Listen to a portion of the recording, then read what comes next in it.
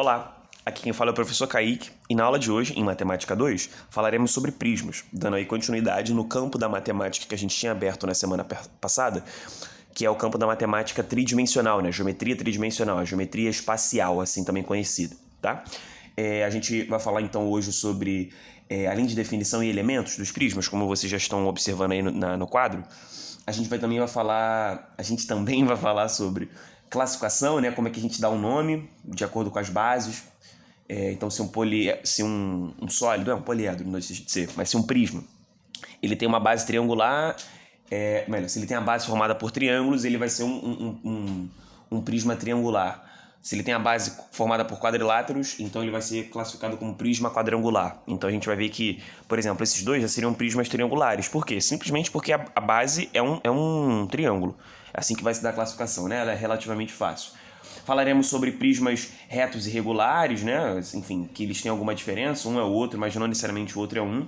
E, cara, o marco fundamental, assim, na parte teórica, na aula de hoje, é o quê? Falar sobre volumes, né? Você já deve ter visto essa fórmula de volume é igual à área da base vezes a altura. Porque a gente vai estar falando de volume, e volume é uma comparação, uma mera comparação que nem a área. A gente sempre compara o volume de qualquer sólido, qualquer figura tridimensional, compara com o volume de um cubo. E é por isso que as unidades aqui, quando a gente fala de volume, de uma maneira geral, são sempre unidades cúbicas, né? É porque a gente compara com o que cabe, com a capacidade de volume do cubo. Então sempre vai ter uma relação cúbica, por isso a unidade é elevada a 3. E também porque é tridimensional, né? Essas duas coisas estão completamente relacionadas, eu diria. Bom, quanto à importância, cara, acho que não tem muito também o que falar, porque assim, como a gente vai tratar de figuras que são muito recorrentes no nosso dia a dia, porque o nosso espaço, a nossa vida, ela é tridimensional, ou pelo menos em sua maioria, então a gente tem muita aplicação, assim, facilmente a gente consegue encaixar isso aqui em alguma coisa. Isso aqui poderia ser um vaso de planta, poderia ser uma caixa de sapato, isso aqui poderia ser um golzinho da galera do recreio, na quadra, sacou? Dá pra gente brincar com várias contextualizações, então assim, o vestibular em si cobra isso de que maneira? Quanto à dificuldade, porque já dá pra ver que variedade tem, né? Não tem nem como muito prever. Mas a gente tem alguns mais famosos e tal, mas não tem como muito prever. Agora, quanto à dificuldade, cara, o Enem ele não faz uma cobrança muito difícil de volumes. No máximo é que vai ter uma questão mais trabalhosa. Por exemplo, já vi cobrando sobre silo.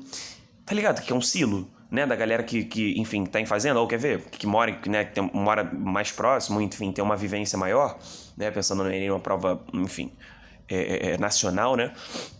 A gente tem que o silo nada mais é do que um local de armazenagem.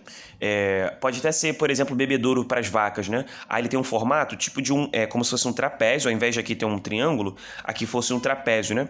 A gente vai ter uma questão sobre isso hoje, mas só para dizer que a armazenagem em silos, por exemplo, exatamente essa contextualização já apareceu, cara, pelo menos umas 3 vezes. Então, assim, mesmo que a gente tenha uma variedade de possibilidades de cobrança, a dificuldade ela não costuma ser alta. Ela no máximo é média, ou seja, uma questão às vezes vai ser não tão difícil, mas ela vai te dar um trabalho, porque você vai ter que fazer conversão dali, muito normal no Enem, tem que fazer uma continha a mais, e no final tem uma pegadinha ou não, sacou? Então assim, às vezes a questão vai te dar trabalho, mas difícil não é não. A UERJ até cobra isso aqui, eu acho, tá? Mais difícil do que o Enem.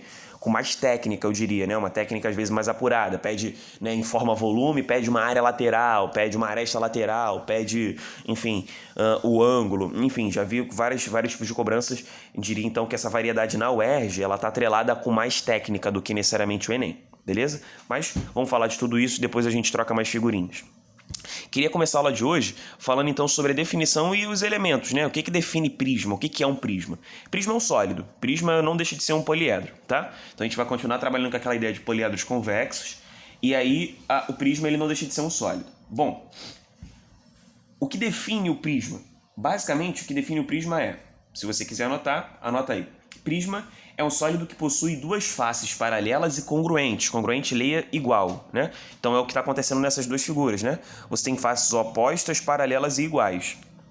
É muito normal, por exemplo, acontecer de algumas figuras ter mais de um par de faces opostas e paralelas. Quer um exemplo? O cubo. Tu entende que a gente pode chamar qualquer face do cubo de base? Porque é só a gente virar o cubo. Então, assim, basta que você tenha pelo menos um par de faces que estejam opostas e paralelas, além de iguais, congruentes, que você já pode falar que isso é um prisma, Beleza? Então esse aqui, mesmo que inclinadinho, ele é um prisma. Porque ele tem o quê? Um par de faces. Se ele tiver pelo menos um, ele já é prisma. Beleza? Tá. Então, continuando. É um sólido que possui duas faces paralelas e congruentes, chamadas de bases.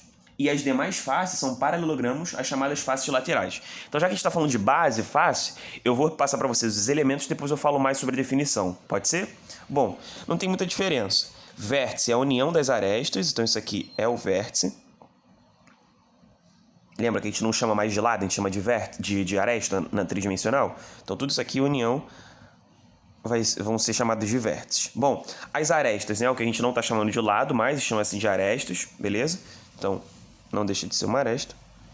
E, cara, isso aqui, por exemplo, nesse é também uma aresta. E a gente tem as faces, né? Tu consegue contar quantas faces tem aqui nessa figura? Ó, a base, a tampa, lembra que elas são iguais? 2, 3, 4 e a da frente 5. Beleza? A gente chamaria, por exemplo, esse prisma de, só para colocar um nome bonitinho, prisma reto.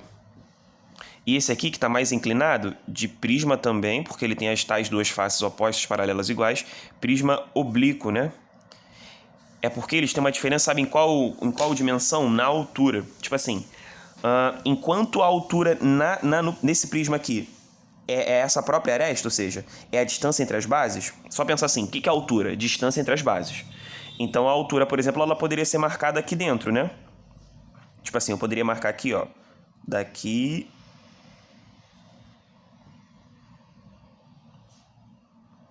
Isso aqui ser a altura. Mas, cara, isso coincide com isso aqui, né? Isso aqui também é altura. É só a gente imaginar que isso aqui tá, né, no mesmo plano, sacou? Ou seja, é só porque dá uma sensação de que tá mais alto, né? Mas tá na face, é como se estivesse em cima, mais pro meio. Então a altura, enquanto no prisma reto essa aresta aqui já é a própria altura, cara, no prisma oblíquo a gente tem não é um problema, né, necessariamente. Mas a gente vai ter uma diferença, que é justamente essa, que dá o nome de prisma oblíquo, que é essa altura. Ela não pode ser considerada aresta, né? Justamente porque tem uma inclinação. Então, aqui é a altura. E aí, se você quisesse descobrir qualquer outra relação aqui, você teria que fazer tipo um Pitágoras, né? Envolvendo quem esse Pitágoras? A altura, essa aresta aqui e esse espacinho aqui, que aí você obteria essa informação de outra maneira. Enfim, o problema te forneceria, tá? Bom, então, só para complementar a figura, e essa diferença vai ser na inclinação, né? Existe um ângulo aqui, θ qualquer, e aqui é 90 graus necessariamente. Sacou? É isso, só prolongando aí. Tá, então, por definição, prisma... Vou anotar. Quer ver? Vou fazer o seguinte, eu vou anotar nessas setinhas aqui que eu acho que eu dou conta. Se liga. Mudei de ideia, eu vou anotar aqui mesmo. Duas faces opostas. Vê se tu entende. Paralelas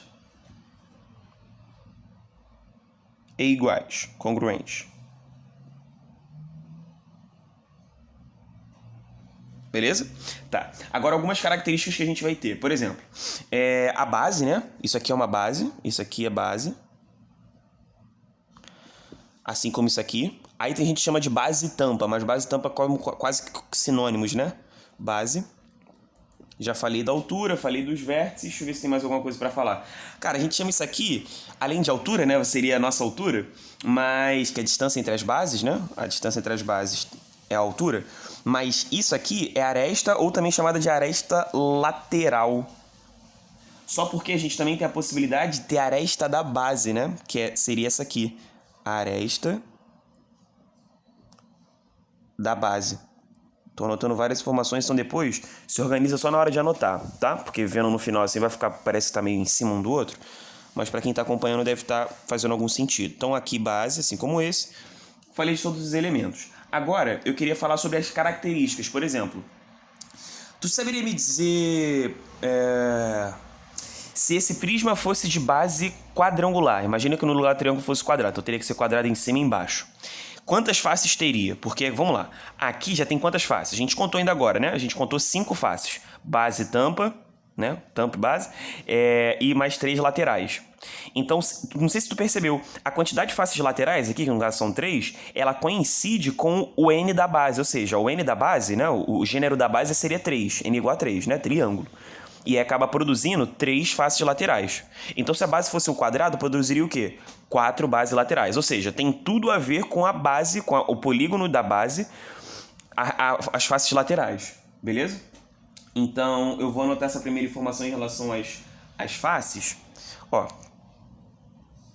faces laterais, elas vão ser um total de N, vê se tu me entende. N. Por que N? Porque vai depender da base. Então, vou até colocar aqui subscrito N da base. Outra informação das faces laterais, que elas são sempre paralelogramos. São paralelogramos. Sempre, Kaique. As laterais, sim. Paralelogramos. Bom, outra informação que eu acho que vale a pena você saber é que as arestas laterais no prisma reto. Ah, uma coisa que eu não chamei atenção. No prisma reto, cara, basicamente todas as questões de prisma vai envolver prisma reto. Cara, bem raro aparecer oblíquo, beleza? A gente vai se concentrar. E aí as informações estudando aqui para geral, né? Mas assim, a maioria das questões vão se concentrar em prismas retos. Outra informação. As arestas laterais, elas são todas iguais, tá? Arestas laterais são, além de paralelas, paralelas e iguais. Outra informação também que eu tenho é que, tá, se a gente está falando de um prisma com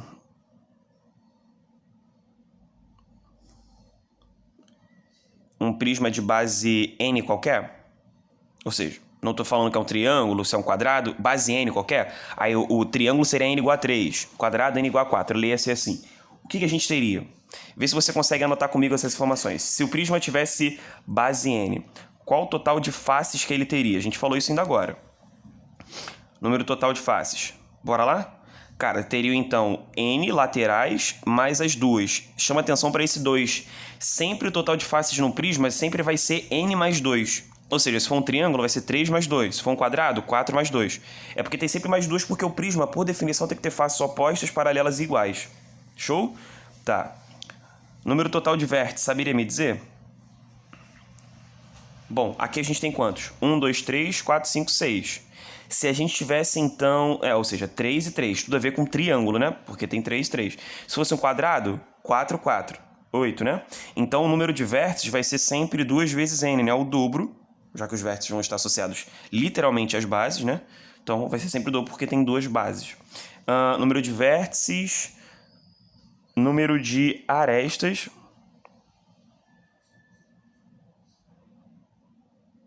Como que a gente poderia contar? Vamos se embasar nesse. Número de arestas. 1, 2, 3. Sim. 4, 5, 6. Lá atrás 7, 8, 9. Beleza? Bom, então não sei se você reparou. Dessas 9, 3 são dessa base, assim como 3 são dessa base. E tem outras 3 que é para unir essas bases. Se fosse um quadrado, teria, além das 4 de cima e 4 de baixo, teria outras 4 para unir ao redor. Se fosse a base pentagonal, seria 5 em cima, 5 embaixo e outras 5 para unir esses pares de vértices, né? Entendeu? Tá unindo pares de vértices, essas arestas. Ó, uniu esse par, uniu esse par, uniu esse par. Né? Essa simetria que tem entre eles. Então, na verdade, a aresta total vai ser sempre 2n mais n, né? Ou seja, 2n porque... tem sempre N aqui, N arestas aqui, 3, 3 e outras 3 ao redor. Então, na verdade, a aresta total vai ser 3N.